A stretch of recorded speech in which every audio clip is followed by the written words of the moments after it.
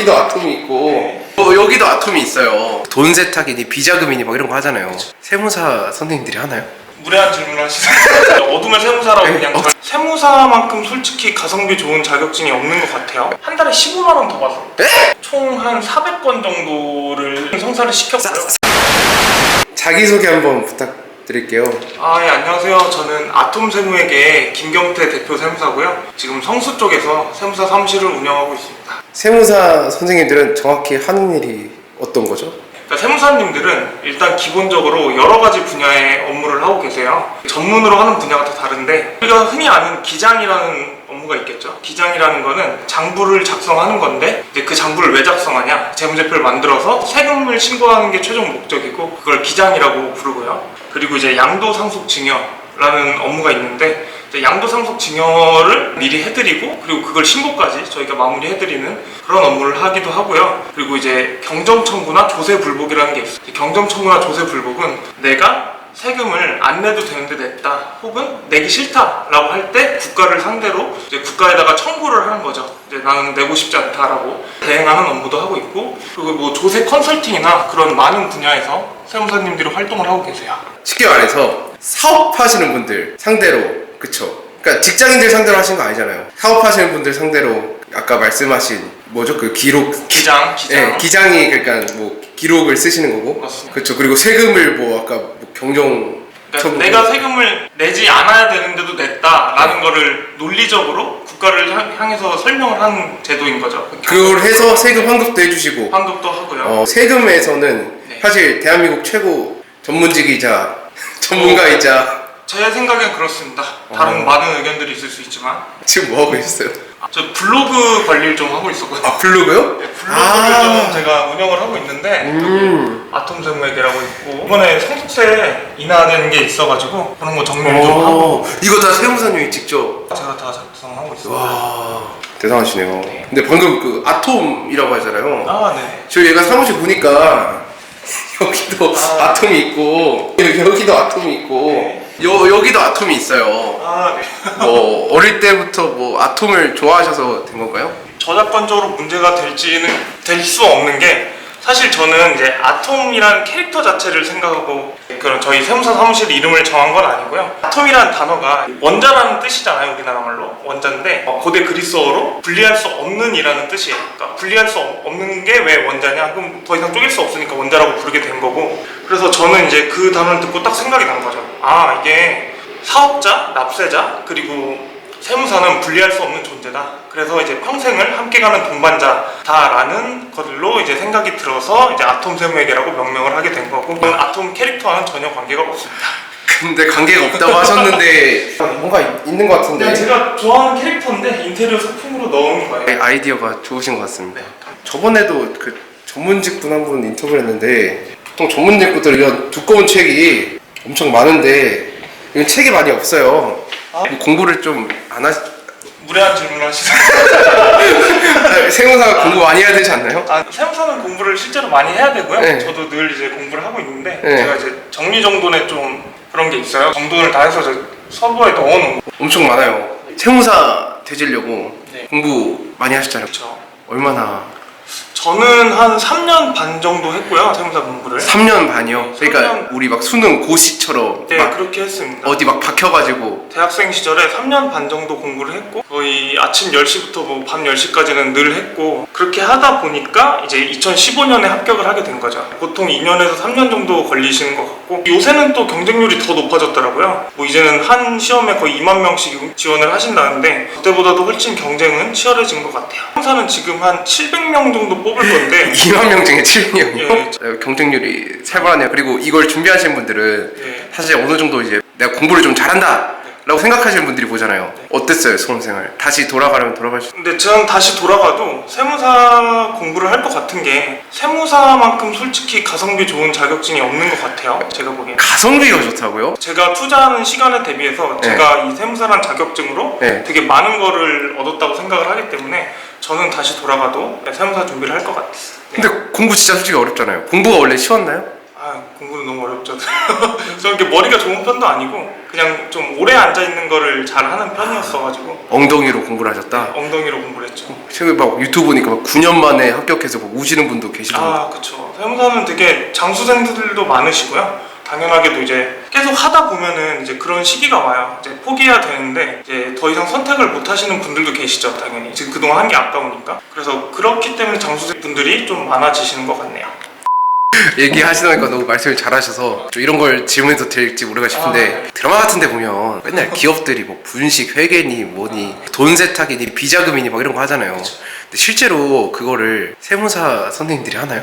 정확하게 말씀드리면은 네. 한 99% 정도는 네. 이제 극적인 재미를 위해서 극화된 거다. 좀 과장이 된 부분이 많이 나오는 것 같고요. 저희 세무사들도 그런 걸 보면은 그게 재밌을 때가 있어요. 그냥 아예 판타지니까. 말도 안 돼, 이게 그냥. 판타지니까. 네. 아니 왜냐면 나라에 국세청이라는 기관이 있고 네. 거기가 요즘에 전산화도 되게 잘 돼 있고 해가지고 네. 이제 웬만한 그런 것들을 다 파악해낼 능력이 되거든요, 국세청이. 네. 그런데 그렇게 막 일개 세무사 아니면 회계사가 그걸 조작을 해서 한다? 이런 건 사실 쉽지는 않고요. 아마 하시는 분들이 뭐 있을 수 있어요. 저는 모르겠지만 있을 수 네. 있는데 세무사가 하진 않는다. 세무사도 할 수 있는데 네. 있을 수 있는데 그러니까 네. 저는 그런 분들이 이제 어둠의 세무사라고 네. 그냥 저의 상상 속에 있는 세무사들을 칭하는데 그냥 제 상상 속에 그런 분들이 있을 수도 있는데 네. 사실 그런 업무를 하기에는 리스크가 너무 커서 세무사 자격증을 이제 잃어버리면 안 되니까 제 생각에는 그런 분들이 많지는 않을 것 같고 뭐 한 1000명 있으면 한두 명 있을까 정도일 것 같아요. 또 만나본 적은 없습니다. 사람들이 이제 좀 궁금해 한다고 생각하는 게 뉴스에서 탈세다 뭐 이런 얘기가 많이잖아요. 그러니까 세금을 내야 되는데 제대로 안 내는 게 탈세, 그러니까 신고를 제대로 안 한 게 탈세인 건가요? 그러니까 이제 탈세와 절세의 경계가 되게 모호한 부분이 많아요. 근데 일단 탈세와 절세는 두 가지 정도의 차이점이 있다라고 보시면 되고, 첫 번째로 이제 합법적으로 했느냐, 세법 안에서 그런 행위들이 이루어졌느냐가 첫 번째고, 두 번째가 그 사람의 의도예요. 그러니까 나는 진짜 이 세금을 줄여서 법을 초월해서라도 세금을 줄이고 싶다라고 하는 거는 탈세에 가깝죠. 이 세법을 잘 활용을 해서 이 세법에서 줄일 수 있는 뭐 감면을 받는다거나 공제를 받는다 하는 건 이런 건 다 절세로 들어가는 거니까 사실 그런 부분에 있어서는 그런 차이가 있을 것 같고요. 탈세는 항상 하지 않도록 주의하시는 게 좋을 것 같습니다. 읽으시는 거예요, 이거? 요거 세 권은 다 읽었고, 요새 또 건설업 쪽 세무가 관심이 많아져가지고 건설업을 제가 공부를 하고 있고. 오, 엄청 무겁네. 잠깐만요.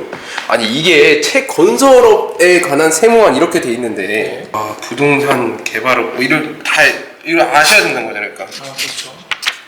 야, 이게 몇 페이지야? 천 페이지 근데 넘는데. 이게 뭐 전체를 다 읽지는 않습니다. 그러니까 필요하신 부분을 읽긴 필요한 할 부분을 거잖아요. 발췌해서 네. 읽는 거고요. 그러면 재밌어요. 재밌는 부분도 있고. 그냥 타고나신 게 공부를 좀 좋아하시는 것 같은데. 공부를 열심히는 하는데. 네. 서울대 나오셨어요? 서울 서울 안에 있는 학교를 나왔어요. 학생 시절부터 공부를 잘 하셨네요.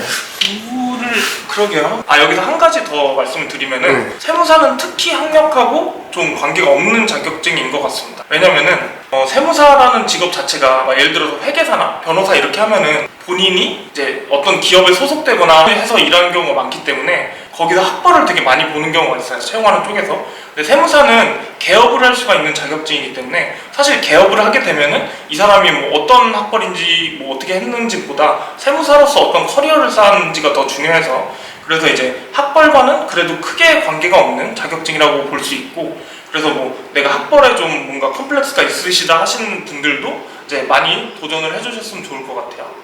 전문직이고 하잖아요. 뭐 학벌 안 본다 해도 전문직이잖아요. 그리고 사람들이 생각할 때 세무사라고 하면 꼼꼼할 것 같고 돈 관리 잘할 것 같고 돈 관리를 잘하니까 결국 돈을 많이 벌 것 같은데 평균적으로 세무사가 된다면, 그러니까 이게 웃기지만 월 얼마 보장 이런 게 좀 있나요? 월 얼마 보장은 당연히 없고요. 세무사는 네. 사실 일반적인 사업자분들 그리고 자영업자분들이랑 똑같다고 보시면 돼요. 본인이 역량이 뛰어나면은 많이 벌 수 있는 거고, 당연하게도 본인이 역량이 이제 좀 부족하거나 업무에 안 맞는 분이면은 이제 좀 연봉을 적게 받을 수도 있고요. 그러니까 자기가 하는 만큼 나오는 직업이라서, 그래서 이제 뭐 평균적인 연봉이란 걸 따지기에는 사실 어렵고요. 그래도 기업 세무사분들도 있잖아요.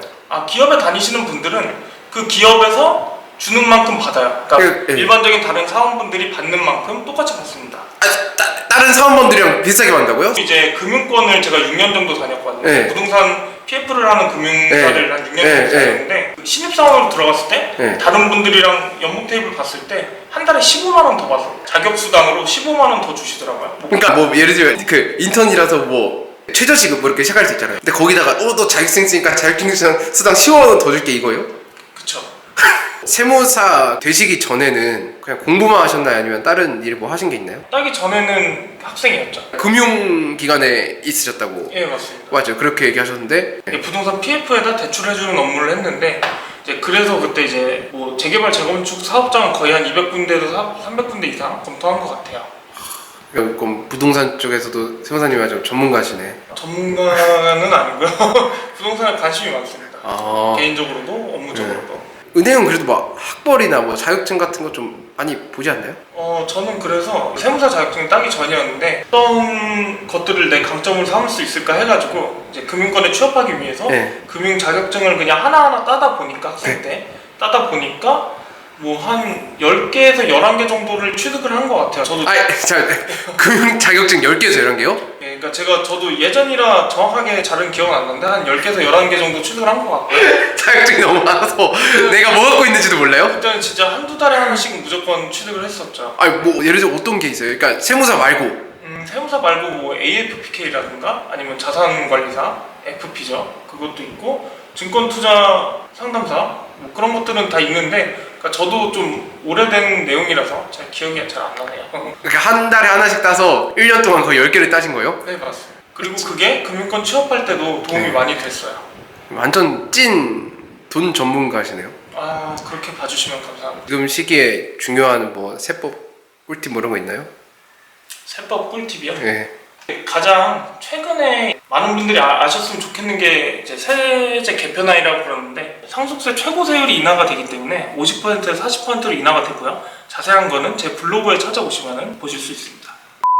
마지막으로 영상을 보시는 분들에게 해주고 싶은 말 있으실까요? 저는 세무사의 필요성이 그거라고 생각을 해요. 사업자분들이나 아니면 일반적인 납세자분들도 다 본업이 있으시고 본인의 사업이 있으시잖아요. 근데 이제 그런 사업을 하시는데도 에너지를 많이 쓰셔야 되는데 우리가 에너지라는 게 총량이 있단 말이죠. 그래서 저는 세무 관련된 에너지는 세무사한테 다 맡기신 다음에 많이 절약을 하시고 본인의 사업하고 본인의 본업에 더 에너지 많이 쏟으시고 그리고 주변에 사랑하는 분들과 같이 에너지를 많이 소비하는데 더 많이 쓰셨으면 좋겠고요. 그런 거는 이제 아톰 세무에게 맡겨주시면 되니까 그렇게 해주시면 좋을 것 같습니다. 감사합니다.